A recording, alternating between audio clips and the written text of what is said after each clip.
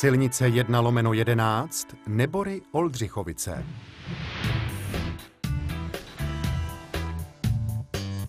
Silnice 1/11, o které je tento dokument, se nachází ve východní části Moravskoslezského kraje jihozápadně od města Třinec.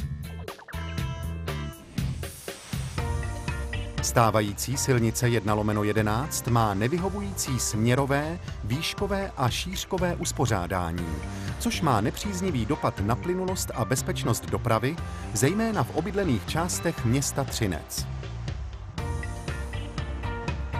Současná silnice 1/11 prochází hustě zastavěným územím a nadměrná intenzita tranzitní dopravy ohrožuje bezpečnost obyvatel obcí Oldřichovice a Nebory, kterým navíc hluk, vibrace a exhalace znepříjemňují každodenní život. Řešením tohoto nepříznivého stavu je přeložka silnice 1/11, která je navržena jako novostavba v kategorii S24,5/100, to znamená čtyřpruhová kapacitní komunikace se středním dělícím pruhem v délce téměř 5 kilometrů. Začátek stavby se napojuje na stavbu 1/68 Třanovice-Nebory. Vede převážně přes polní pozemky či rozvolněnou zástavbu vesnického typu a končí napojením na související stavbu 1/11 Oldřichovice-Bystřice. Na námi prezentovaném úseku jsou dvě mimoúrovňové křižovatky Nebory a Oldřichovice.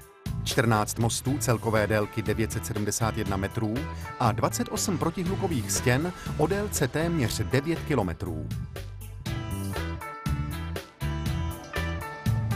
Pro lepší začlenění stavby do krajiny budou svahy komunikace osázeny výhradně dřevinami, které jsou přítomny v okolní krajině. Nyní se pojďme podívat na přeložku silnice 1/11 Nebory Oldřichovice.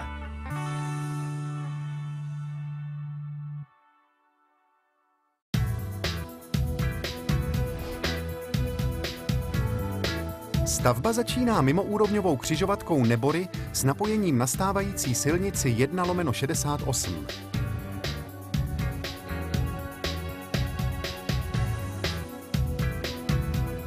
Pravostranným obloukem se trasa dostává k údolí říčky Neborůvky, kterou překonává mostem délky 175 metrů. Pod mostem jsou navrženy dvě tůňky pro obojživelníky.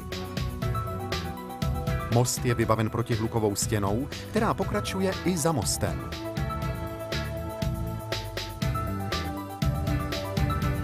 Komunikace podchází přeložku silnice Nebory Vrchy a noří se do hlubokého zářezu, jehož svahy budou ozeleněny. Údolí Bystrého potoka silnice přechází mostem délky 110 metrů. Trasa zde překračuje přeložku místní komunikace a lokální biokoridor.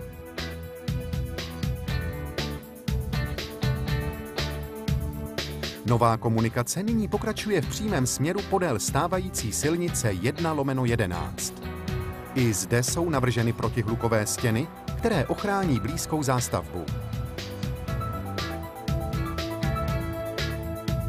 Následuje další most přes Malý Javorový potok. Ten má délku 132 metrů a je, stejně jako ostatní mosty na hlavní trase, vybaven nouzovými chodníky a protihlukovými stěnami.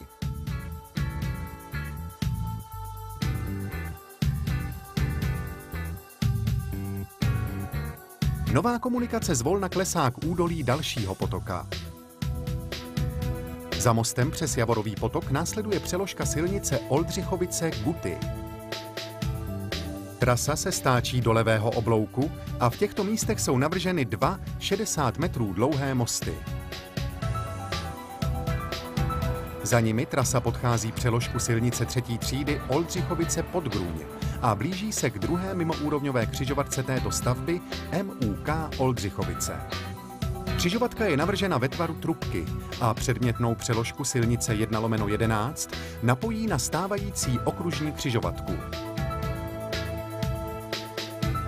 Ta nyní spojuje stávající silnici 1/11 a silnici vedoucí do centra Třince. Za MUK Oldřichovice stavba 1/11 Nebory Oldřichovice končí.